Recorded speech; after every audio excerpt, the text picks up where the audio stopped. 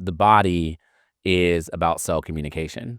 And yes, there's environmental, there's genetic, and then there's scientific factors. And when you think about cell communication, as I've always said, there are molecules that are floating around in the bloodstream that bind to certain receptors. And when you look at depression in general and even postpartum depression, there are some biological factors that play a role. Not all, not the entire role, but there are. Again, and what you heard Dr. Kat say earlier is that males can have postpartum depression, and they can. And when you look at the molecules that are involved, what we're really talking about here is we're talking about estrogen and progesterone in females, and we're talking about testosterone in males. And when you look at these hormones, which are molecules that float right across your cell membrane and bind to their receptor, what they actually end up doing, they upregulate certain molecules that make for a better mood. Like there's certain receptors that we call serotonin receptors, or certain molecules that are called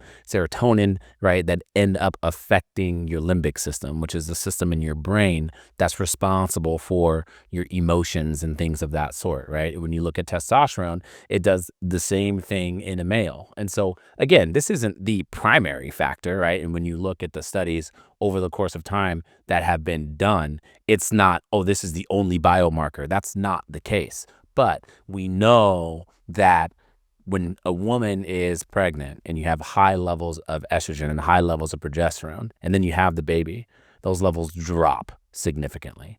And when they drop, we know in animal studies and in some human studies that that can contribute to the clinical condition that we're discussing right now. We do know that, but then there's a host of genetic factors, as you said. There's a lot of genetic polymorphisms that exist. And so again, when you think about the body in general, when you think about how perfect cells have to be and how perfect molecules have to be to lead to an optimal function of your body, it's such a gift to be here, and it's such a wonderful thing to watch it. But again, scientifically speaking, some of these molecules, you get an imbalance and it contributes to things. And it's just something to think about, something to discuss.